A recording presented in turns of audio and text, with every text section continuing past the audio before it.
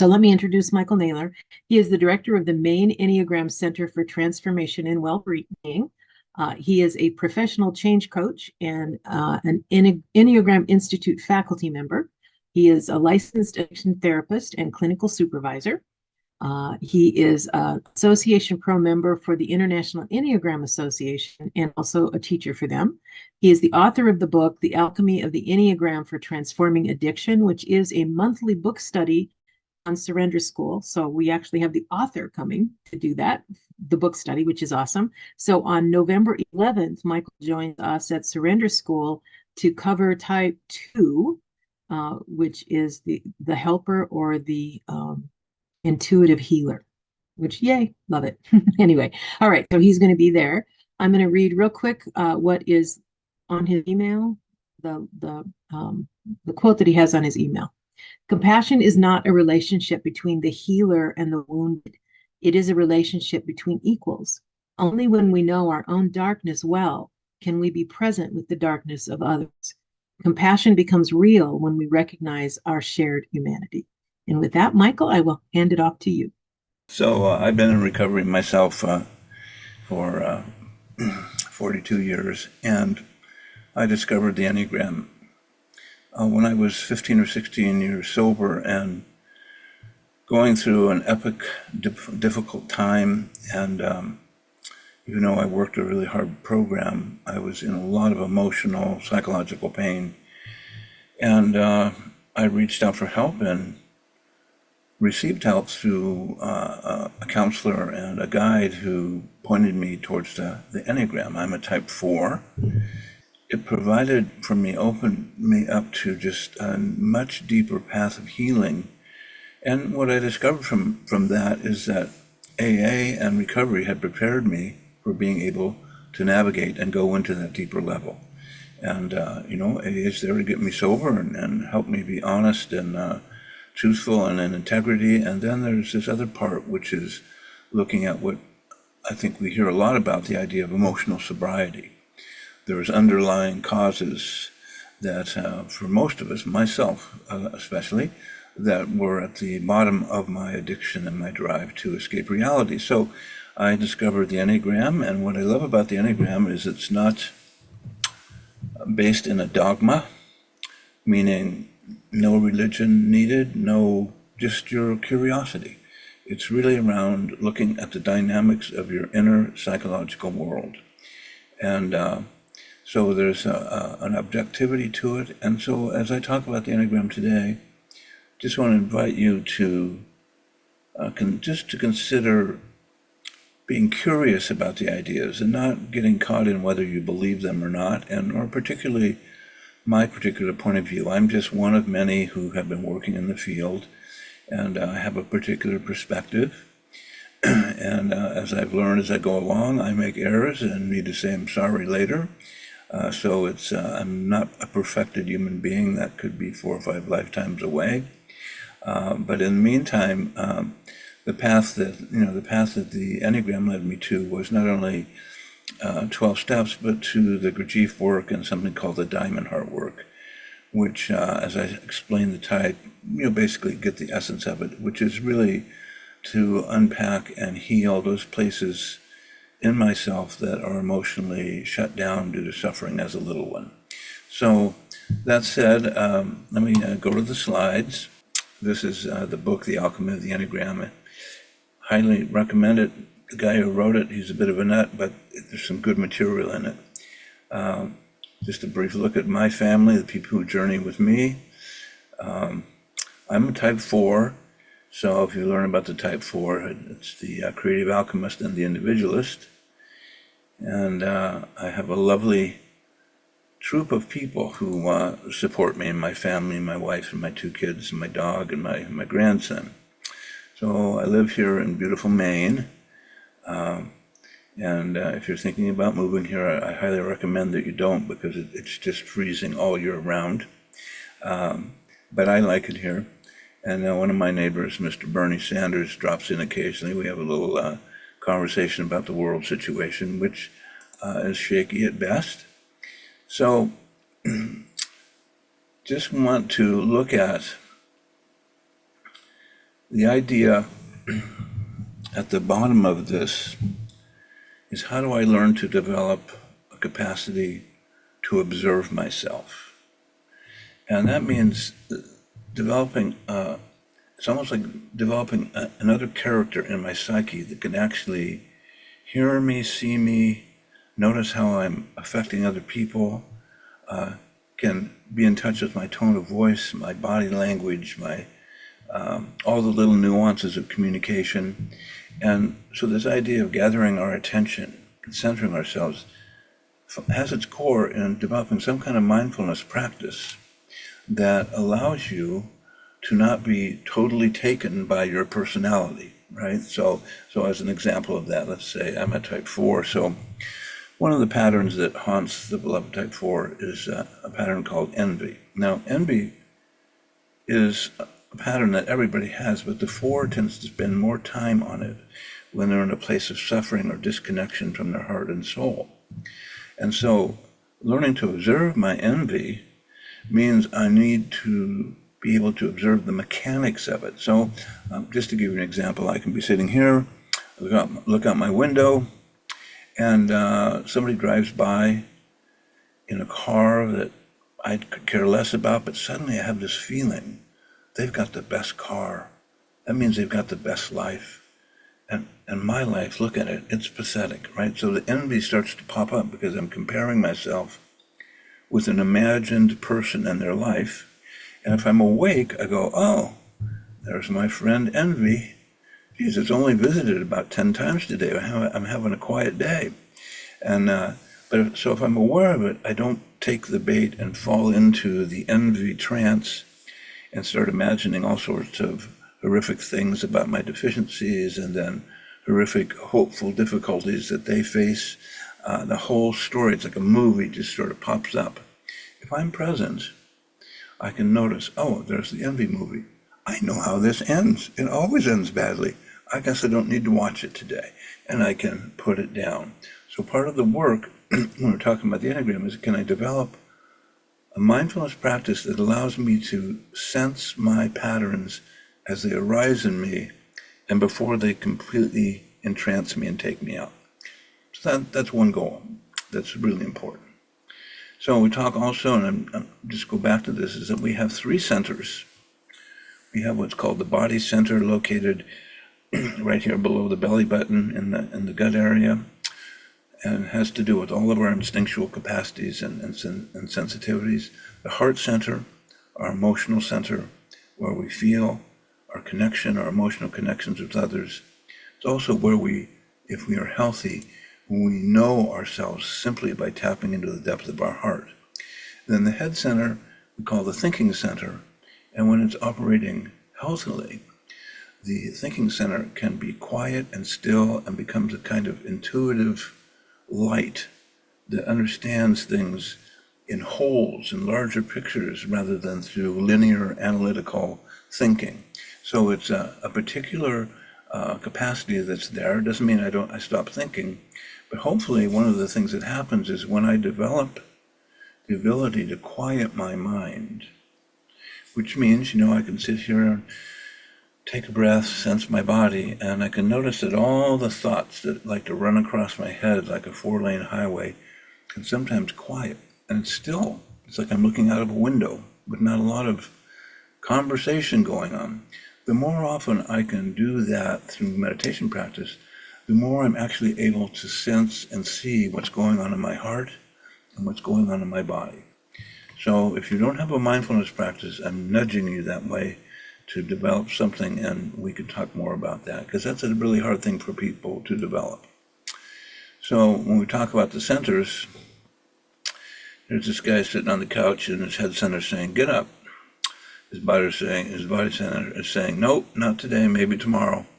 And, his heart center is saying, that sounds boring. I think I'll just sit here. So you may notice that you have more than one voice that goes off whenever you make a decision. And part of the work is to notice, I've got 3 minds that often don't align and come together in unity. Isn't that interesting? So transformation, and I'll talk about this each time when I talk about the types, has something to do We're learning to be able to observe myself with radical compassion. What does that mean? That means, let's say, as a type 4, I've got this envy pattern. As my teacher would say, you didn't create the envy pattern. It was probably developed by your age 3 or 4 based on your type. And it just goes off on its own. It's an independent agent. If you can learn to manage it and not be taken by it, then it's going to be less of a problem. But the first thing you have to bring to observing yourself is wholehearted compassion for the fact that you didn't create your patterns that drive you crazy in other people. That doesn't mean I'm not taking responsibility for them. As my teacher would say, you're not responsible for your patterns and how they were acquired by you as a little one, but you are responsible for doing the healing and taking responsibility for when those patterns act out and take you down a road that harms people, which they will. And I said, part of it's almost like beginning to notice that you have these wayward children in you. You could call them your less healthy patterns, that when they get triggered, they just run out in the street. They don't care if a car is coming or whatever. They don't care if they throw rocks through windows. And then, as you're observing it, you're going, oh my God, I'm going to have to apologize once again this week. As my friend Tom says, Michael, if you haven't apologized this week, you're not paying attention. So again, how do I learn to develop this kind observation of self? And that's the work of meditation. So if being hard on yourself worked, it would have worked by now. We know that for certain. So I want to then just step forward into another aspect that's really important for all the types, which is looking at the 3 symbols in the Enneagram. The first one is the circle, and represents presence, consciousness, awareness, essence, God, the divine, the great spirit, and it's the outer ring of the Enneagram. And then we have inside that ring, let's see, we made a jump there. What did I miss? Okay, that's all right. Let's just step forward and see, where is this? Okay. So somehow they're out of order, but I'm not going to let that trouble me too much because we'll get back to it. But one of the things I want to just talk about in terms of change, I remember when I first came into recovery, I had a kind of belief that you get rid of things, like I'm going to get rid of my anger, or I'm going to get rid of my shame, or I'm going to get rid of my monkey mind that's chatting all the time. And whatever I have identified as a defense of a personality that, based on my type, I've acquired unconsciously, that somehow I'm going to get rid of things. And I'd like to invite the idea that getting rid of patterns isn't going to happen, that they're still there, that the healthier and more aware you are, the less likely they will be triggered as intensely. So I can say, when I first came into recovery, the slightest thing would trigger fear, or the slightest thing would trigger alienation. I'd feel like an outsider. That's a big one for the 4. Or the slightest thing would trigger judgment. And over time, these patterns softened as I developed more well-being and confidence and a sense of feeling like I was okay. I was comfortable in my own skin. So today, 44 years later, can these things get triggered? Absolutely. Right situation, right person. There's certain situations where my vulnerability to feeling like an outsider, somebody who's unwanted, or a big one for the type 4 is feeling like a fraud. In the right circumstances, if things haven't been going well, I'm not feeling good, these patterns can be triggered. And I found that when they get triggered, I have more confidence in them than when I did when I first came into the program. It's like my ego has gotten solid enough that if I act like a total goon, I'm comfortable with it for a while, and then I have to apologize again. So again, it's just to encourage the idea of not getting rid of, but learning to manage through different practices, those patterns that have caused us and others the most suffering. So again, we'll start with this circle. in the Enneagram, representing presence, meaning I'm here and I'm able to take an objective reality, which is always a gift. Conscious awareness, essence, the divine, great spirit, God, Buddha, Christ, whatever it is that represents that kind of essential quality of our heart and soul. And then we have the triangle in the middle of it, which is represents what we call the three centers that I've talked about. So this line here, which goes from 9 to 3, is the instinctual center line, the body line. From point 3 to 6, we have the heart center, and from point 6 to 9 is the head center. So we say that the 8, 9, and 1 are instinctive types, 2, 3, and 4 heart types, and 5, 6, and 7 are head types, meaning that the center of their gravity of attention is located in that center. And their work, for instance, myself as a type 4, where my heart center has been the easiest to access, has been really around learning to access my thinking center, so I'm not always taken by emotion, and access my body center, so that I have an intuitive intelligence resting in my body, hopefully so that all three centers start working together. And then we have this other funky symbol in the middle of the Enneagram. Amidst the circle and the triangle is the hexad. And the hexad represents a principle. And the principle is this: you're either moving in the direction of growth or you're moving backwards. And, when I was first in recovery, I heard that all the time. I thought, what are they talking about? Well, what it points to is this idea that as you do inner work and start to feel better, there's a natural human tendency to stop doing the inner work that helped you feel better, and a natural amnesia that occurs. For instance, I've worked with so many people who want to learn how to meditate.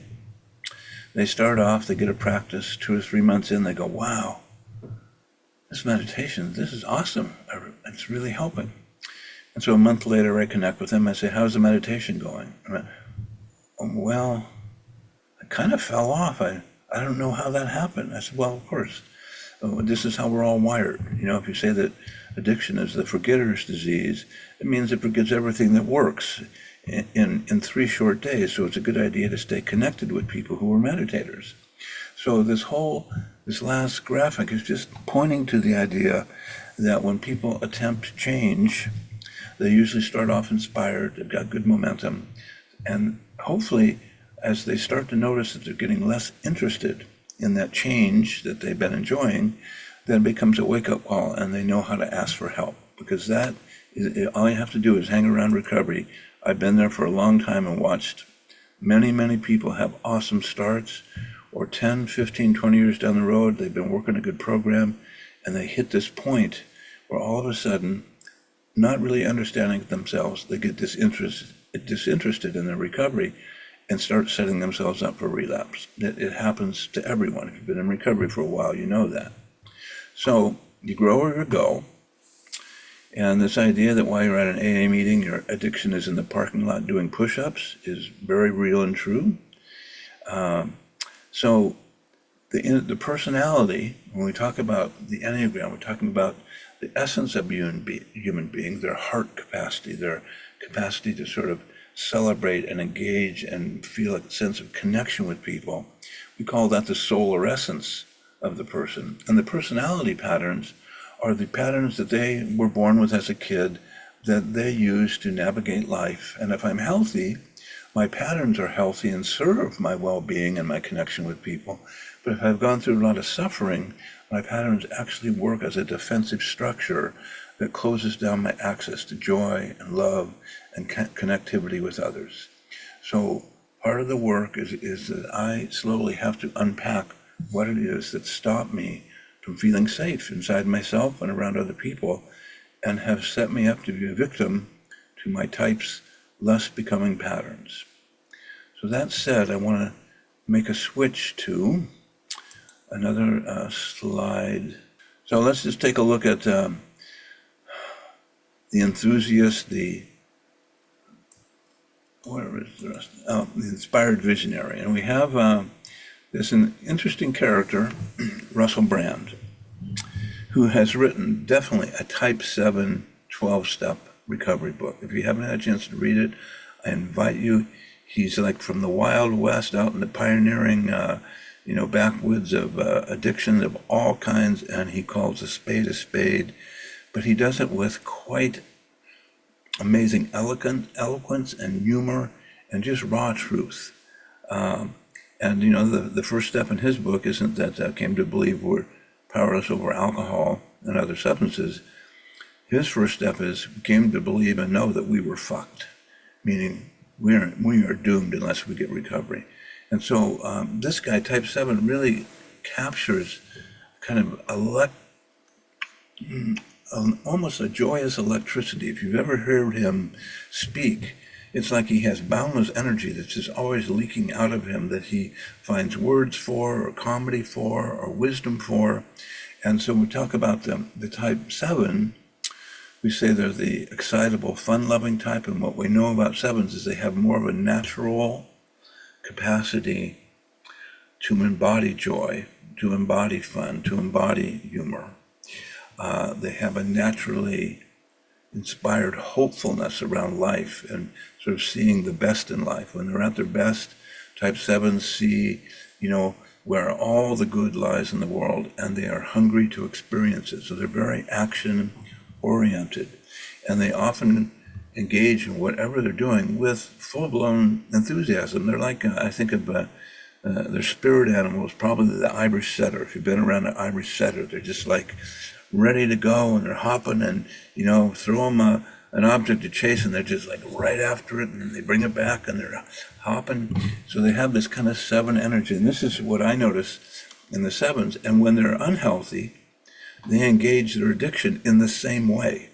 It's just helter-skelter. Unloosen me. I'm going after every experience I can have. And fortunately for them, they have the capacity to rise from the dead more often than most types. They definitely have more than 9 lives, let's put it that way. So the Dalai Lama we consider to be a Type 7, and what's the book he writes with Desmond Tutu? The Book of Joy. And it's a sense, the healthiest aspect of 7 knows that the deepest joy I can have comes from heartfelt compassion for the suffering of others and myself, that's the doorway. But part of my growth edge for a 7, when I've come through addiction, is I don't know that that's true. It feels like I've got to get the next thing that would be pleasurable for me to help me to feel good. So we'll talk about that when I speak about the levels. But the end point is somebody like the Dalai Lama, who is just such a cool cat. He's not afraid if you make fun of him. He'll, people come up and start singing Hello Dolly to him, and he'll chuckle and join in with them.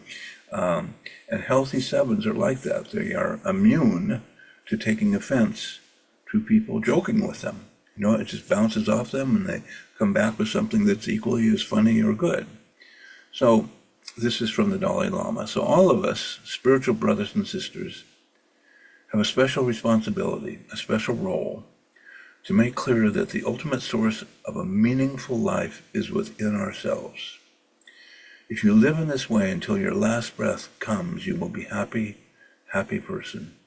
That's the goal of human life, to live with joy and purpose. And that's the 7's tagline, it's seeking joy and happiness that comes from the depth of their heart. But in the meantime, if they're not there yet, they can find it in 1,000 other things out in the world. That's one of their gifts.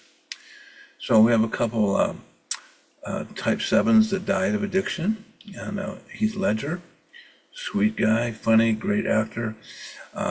Patrick Downey Jr. did not die. He's been in, I think, his 25th year of recovery and talks about it all the time. But Heath Ledger, I think, was an overdose of heroin. As Patrick Downey Jr. would say, my superpower is staying sober. And this movie, Candy, is about, it really is like a biography of Heath Ledger and another woman. Really powerful story about heroin addiction. So that's the enthusiast. We also call them the busy variety-seeking type. And they have a range of qualities, from being spontaneous to versatile to acquisitive to scattered. So what I often notice about type 7s is they have what we call a fast mind. They take things in quickly, they digest things quickly, they can speak faster than any human being I know on the planet and make sense while they speak fast. I think of the many times I've listened to Robin Williams or Jim Carrey on a talk show, and it's like they have 5 or 6 channels of wisdom coming through them, especially Robin Williams, and is able to construct a brand new story each time or do improvisational humor. But at the same time, what's amazing, let's say, about Robin Williams and Jim Carrey is Robin Williams, before he died, had done a lot of inner work. And he, struggled with addiction, with alcoholism, but he had been sober quite a number of years and then got a terrible disease that started to corrode his natural functions. And at one point, he just said, I can't bear this. And he did kill himself. But prior to that, this is a guy who, whenever he would do a movie, he would always hire something like 20 people who were homeless to help build sets, to work, to move sets. He was always reaching in and trying to give opportunity to people who didn't have money. So sometimes type 7s, who can be quite flamboyant with their money and with their own, what they own and their travels, a healthy type 7 doesn't want to do it alone. They want to take people with them. And so there was a movie called The Fisher King that Robin Williams was in, and where he really captures his love of folks who are homeless and really, shows the plight of people who are stuck in his situation and does it with such warmth and such genuine caring. So a healthy 7, sometimes they get given sort of an untrue depiction as being shallow, not being genuine, but healthy 7s are genuine through and through.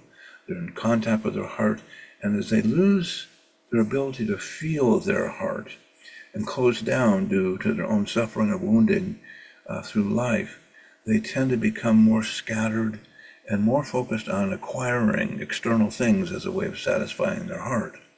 But when they're healthy, when they've done their inner work, they are incredibly generous with everything they have. Whatever they gain, they give away. There's a spontaneity that's like childlike and joyful. They love to play, but they do it in such a way that invites everybody in. So they're really quite delightful characters. So let's just take a look we'll start with what's called the essential quality. So we say that type 7s are born with an innate capacity for being joyful. And I've got a little grandson, Felix, who's a type 7, and every breath he takes is like he just spots the next joyful, curious thing to engage in and just goes there wholeheartedly. If we're walking down the street, he walks up to people and says, hi, I'm Felix. You can walk with me if you want. He's 5 years old. You can walk with me if you want. Or if you want to play with me, you can do that too. And he's just this generous, outflowing little creature who is not afraid of expressing whatever's going on for him. So he has a lot of freedom of expression. And also, when healthy, there's a natural gratitude and a sense of awe for the miracle of life. And I can remember one day when we visited him, and he was staying over with us, and we brought together 6 or 7 leftovers from the day before and put them on one plate. And Felix looks down on it and then looks up at me and says, Popsy, this is a dream come true. I thought, who says that for a plate full of leftovers but a type 7? So we say that kids, start off with this innate capacity, and for that to stay intact, it means they've got to have some kind of nurturing environment that allows them to be open and free and not be scared. And of course, they live on planet Earth, which is kind of like a prison planet where everything horrible can happen along with everything beautiful. So every little kid develops what we call the shell of personality, an ego structure. And that ego structure is there to protect them because as little ones, we're 4, 5, 6, we don't have the words to protect ourselves, to talk about our suffering, or the nervous system to really absorb suffering around us, the suffering of our parents, etc. And so every type develops an ego structure or a shell or personality pattern that is indicative of their type, that will help them navigate life. And so for type 7, that often is this kind of fast-moving, thin, thick-skinned that can tell jokes and can entertain and can miss the emotional bullets coming at them and develop a kind of almost like a hummingbird type capacity to engage life and not be taken down by suffering, but they still feel suffering deeply. But this is the pattern they develop as little ones. The healthier mom and dad are, the healthier the 7 structure, personality, ego structure is. So when I lose contact with the depth of my joy, my love, my awe, basic fear arises of deprivation, being trapped in emotional pain. And for type 7s, most all of them have this kind of Achilles heel that if they start to suffer, there's like an alarm that goes off. It says something like, "Oh my God, this could last forever. I've got to get out of here." And the 7s I've known over the years, they all have a ready menu of 25 different things they can do in any moment when anything falls apart. Like, okay, I'm being abandoned today, but here are these 10 other entertainment items I can do to cheer myself up. So they have this kind of flexibility at avoiding suffering. But my secondary fear is that my unmet needs and frustration will take away my freedom and happiness. So again, there's a way they get sensitized to any kind of suffering, whether it's hurt, whether it's shame. It's like if I start to feel hurt or shame, 2 things can go off. One is this suffering I'm experiencing is going to take away my opportunity for joy and happiness. I got to avoid this and get moving. Or there's that terror arises inside that I'll get trapped here. If I start to feel this sadness, what will happen is I will stay here for the next 10 years. I don't have time to waste 10 years in sadness. I got to get moving. So it's a very instinctive survival pattern that the type 7 has, which on the one hand isn't a bad thing for surviving, but if you're in a relationship with a type 7 and something comes up of an emotional nature that you need to talk about, they can have a hard time sitting there listening to it and processing it, because it can wake up that fear that I'm going to be suffering forever, or I'm going to lose my capacity for happiness. And these are very unconscious kind of reactions. The type 7 isn't plotting these things. So it becomes important to realize, okay, when my type 7 husband, wife, girlfriend, boyfriend bolts out the door because we're having a difficult circumstance, it's a survival pattern. And if I can be patient with it, we can set up a way to connect and talk in a way that's fruitful. So basic desire, which is not a bad one, is to be happy, free, and satisfied, to be fulfilled. And the challenge is, what is it that I really need to change and heal in myself so that this becomes clearer to me on how to land in and rest in happiness, freedom, joy, etc. And again, the Dalai Lama would say, as you develop a deeper healing capacity to transform suffering in your own heart, your capacity to feel compassion for others will be increased along with your happiness. So self-image of a 7, if you're type 7, am I enthusiastic? I am. The rest of you are a little bit slow and kind of boring, but I am enthusiastic and positive and spontaneous and outgoing. And I can entertain if I need to, or if I need to go away and be by myself, I can too. But this self-image is also what I get drawn towards presenting to people. Like type 7s, if they haven't done a lot of inner work, well, people will notice that they're always trying to entertain people, joke with them, lift them up, which isn't necessarily bad unless it's a habit. So, it's just a temperament, a kind of, like I say, Irish setter, enthusiastic, joyful. And I remember one of my friends has a type 7 son who's 13.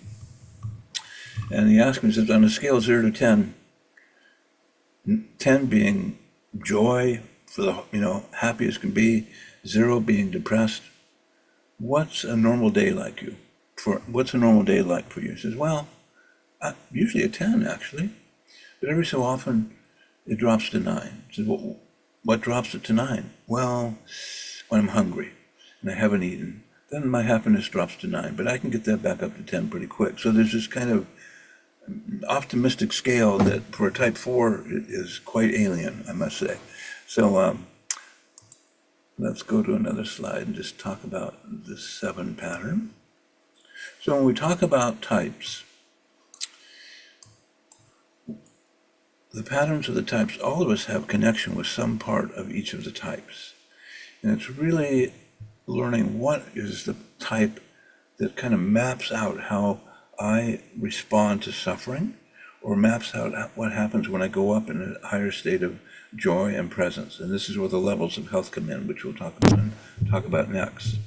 So for the type 7, one of the things we say is when they lose contact with their natural joy is the quality of gluttony arises. And gluttony is, I can't find enough of what it is that makes me feel good to fill up this hole in my heart. So I have to feed myself more and more. And there's a tendency when I lose contact with my natural fulfilled heart that there's an emptiness that I experience. And it feels almost like I just have to hurry and fill this emptiness up as quick as I can, or I'm going to feel that emptiness even more. So, we know when people come into recovery, when I came into recovery, I noticed there was an empty spot in my heart. And that, substances had filled that, or different activities, addictive activities had filled that. For the 7, this drive to get external sources of joy and fulfillment is hardwired into their being. And it will take them, part of their recovery is learning to discover that the real source of my joy is in my heart. But what happens is I have this wake-up call. We call it greener pastures. For the type 7, they know when their personality is starting to take over. When they're sitting there doing a particular activity, but there's this voice in their head that says, there's something more fun than this. There's food that tastes better than this. There's a better location than this. I remember one type 7 said to me, I made a trip to see the Eiffel Tower. I thought for years, this would be so great to get there. I can't wait to get there. He says, there I am standing in front of the Eiffel Tower. And what am I thinking about? The Roman Colosseum. Eiffel Tower is okay, but the Roman Colosseum is the real deal. So it's this projection onto the next thing, anticipating the next thing or the next activity. One of the expressions we have sometime with type 7s is that they suffer with FOMO, fear of missing out. There's a sense that no matter what I'm doing, I might be missing out on an even better experience. And so their attention goes there, and whatever they're doing in front of themselves loses any kind of satisfaction for them. So gluttony is noticing when I'm trying to fill myself with something that doesn't fill me. And realizing that I've got to stop, slow down, and try to sense into my heart and feel like, what is really going on here? What's driving this impulse? So at the bottom of it, this unsatisfied heart is the joyous, grateful heart. And when the 7 starts to arrive there, their capacity to not be so tempted to split their attention on other outside activities and really be with themselves in a real way gets stronger and clearer. So I become focused, grateful, and content. And the path of transformation is the path of contentment and depth, being able to stick with difficult, challenging feelings. So let's just take a breath. I notice whenever I start teaching about a type, I start embodying their energy, and then I get type 7, it's like faster and faster and faster. So a lot of times what will happen is people will identify like very strongly with another type. Mm-hmm. So why does that happen? That's the question. What happens there that when I'm pretty much identified as a specific type, but then stuff will come up on another type and it's like, maybe I'm that. Yeah, well, I would, if you're an 8, then you usually have one wing or the other that's strongest, or some people go back and forth between both. But 8 with a 7 wing are really energized. They're the two extroverted, types, and they can be spontaneous like Robin Williams. I think he's or they can be, strong and powerful like Jack Nicholson, or they can. So no one really knows why one wing or another is stronger, but it's obvious. If you sitting here with an 8 with a 7 wing, they tend to have more hyper interactive energy, and 8 with a 9 wing tends to be a little more laid back and stayed. But, if you trigger them into action, they both are powerful. So it's a bit of a unknown in a certain way. Okay, I'm looking to see if there's other questions here. A lot of people are asking about the test. I'm going to repeat about that. If you go out to surrenderschool.org, you'll see Michael's picture there. And right below that, it says schedule an assignment. Click on that, and the 2-question test comes up on the next page. So if you want to take a quick test to do that, that would be good. Let's see if there's anything else. Someone asked about free, like your book, if there's free stuff. What I put out there, I think this is true, is the content of the book is split out into types on enneagrammain.com. So it's basically the same content, and they can pull it up that way and read each of the different types. Am I right in saying that? Well, in the book, all the types are represented. If you go to the website, there'll be a chapter on each type that you can take a look at separately. Okay, all right. And a lot of the material is similar, but there's a lot added that's in the book. So I always advocate for the book, but it's there. Go right to the website. Let's do one more question. We'll do one more question. I do want to add one thing. The book that Michael's referring to is right here. If you can see it. I'll tell you the name. It's called Alchemy of the Enneagram for Transforming Addiction, a guide for professionals helping men, and it is anyone, recover their lives. Brilliant. So we'll put that in the chat as well. So we have these levels of health, and we've got 1 through 9. And when a type 7 is healthy, they are in contact with the gifts of the type. So what does that mean? I've got a natural enthusiasm. I like to encourage others.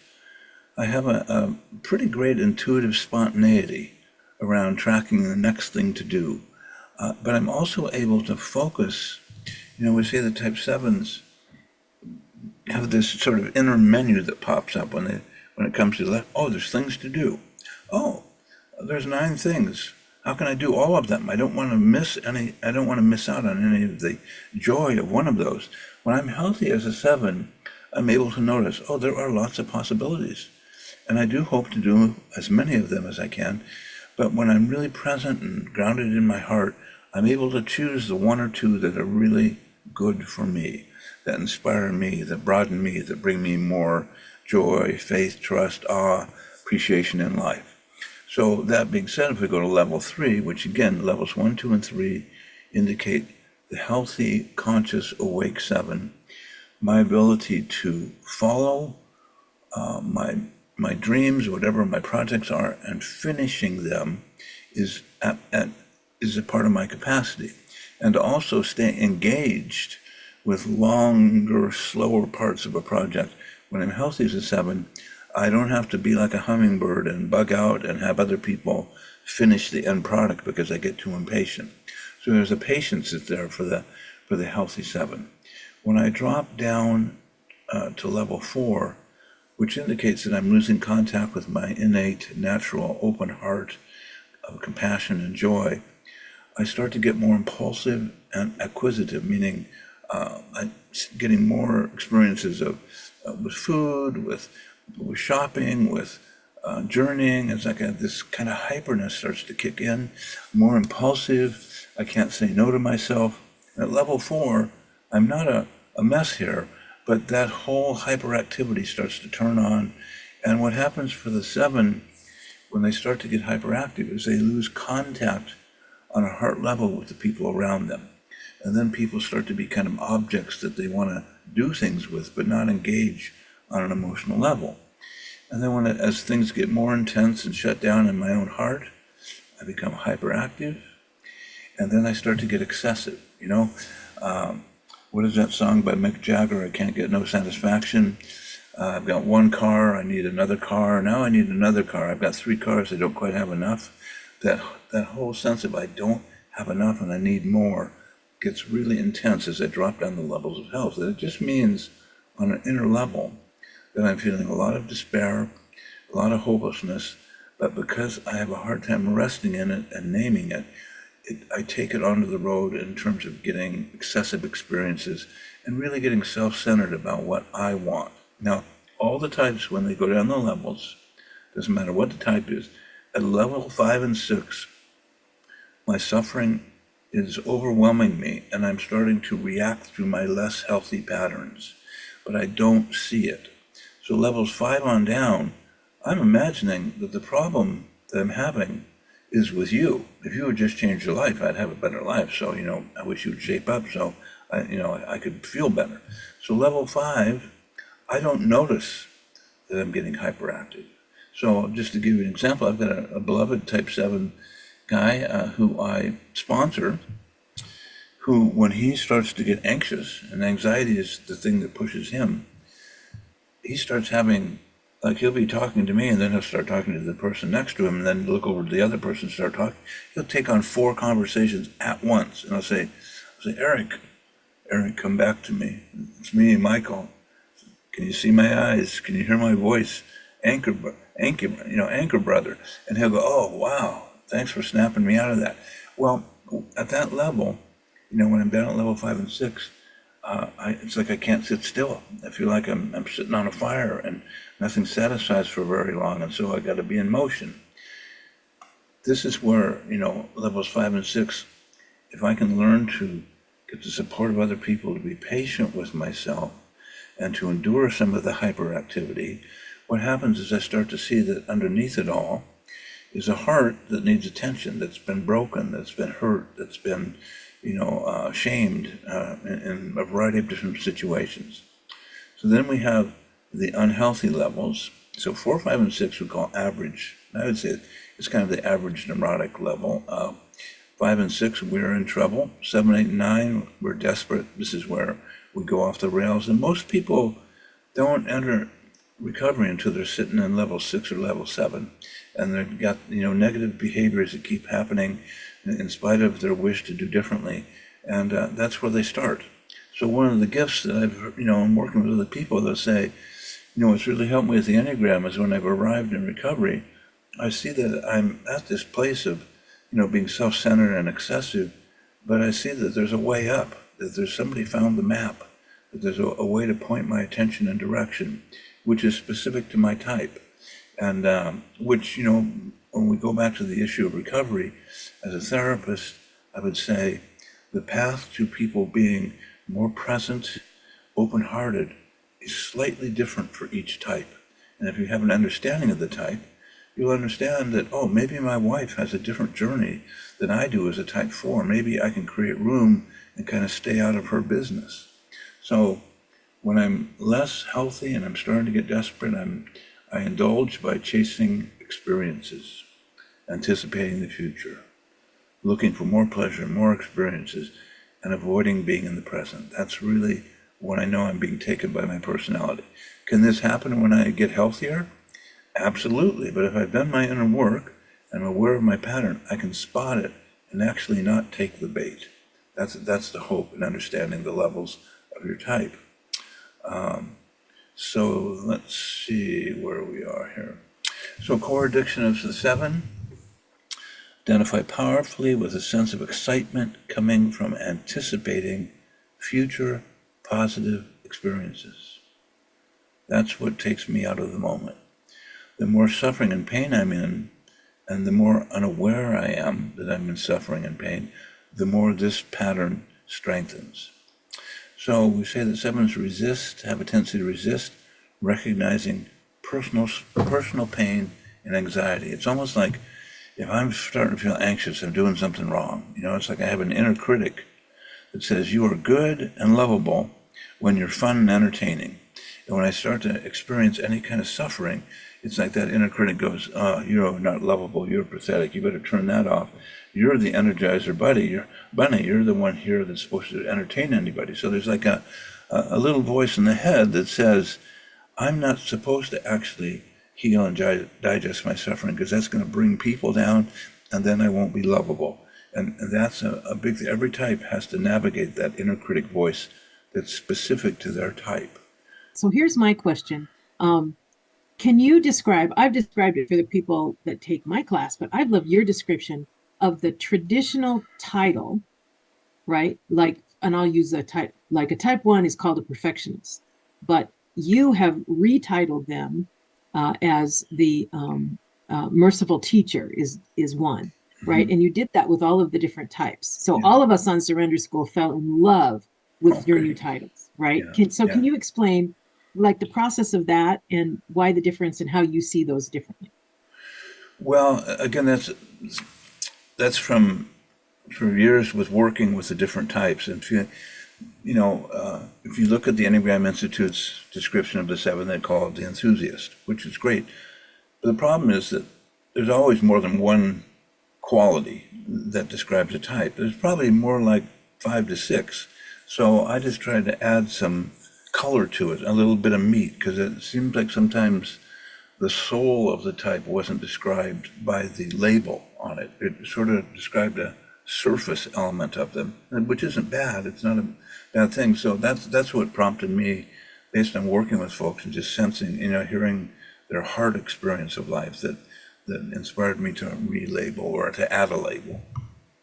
Yeah, so I will tell you because I haven't told you this before, that when I used the titles in the class that I taught, I used the titles because it lifted when I was called the lion-hearted protector instead of a challenger, right? That it just Yeah. lifted my heart. So we did that in the class, and and that's the biggest response I got was from those new titles. That it's almost like this is the true self that I long for. This is who Awesome. my true self is. And Yeah. so I think everybody loved the titles Yeah. because they were so rich and they really did. If that is your type, it like lifted your heart up. So I absolutely it added so much. It adds so much to the book as well, I think. And then Well, thank I want to do a shout out for the book as well. So that book, Alchemy of the Enneagram for Transforming Addiction, he gives examples of people who are that type and how they work through their issues in addiction. And one of my favorite parts is even like you talked about basically the wake up call. There's so many of those. The wake up calls for each of the type are so clear in your book because you can see what's going on there. I just love this, and I think you can. I've seen people who take the Enneagram and it's like the Myers-Briggs, how I show up in the world. This is so much deeper. It is so much deeper, or can be if you choose it to be. So, Michael, I really want to thank you. All right. Thank you, Michael. So I'm going to have two quick questions and then we'll, in essence, close, stop the Okay. recording and so forth. Okay. One question is there a very comprehensive free test that you would recommend? Yeah. Well, the one I would recommend is called the RETI, RHETI, which you would find at the Enneagram Institute. And you just But it's go not to, free. This person is asking for a free oh, test. I don't know. The only free test I know of is the Quest test. Is the two question But test. Yeah. this one at the Enneagram Institute is about $20. But in other places, they're charging $150 from. Yeah, I guess they get money from it. But Yay. the other thing I Okay. would just say is do some deep reading on each of the types, and you'll come to it on your own. Or Yeah. if you have a So beloved partner in your life, which brings the next question. And the next question was, do you need a practitioner to tell you what number you are, or do you discover it on your own? well, a good practitioner will ask questions that will point you towards your own self-discovery.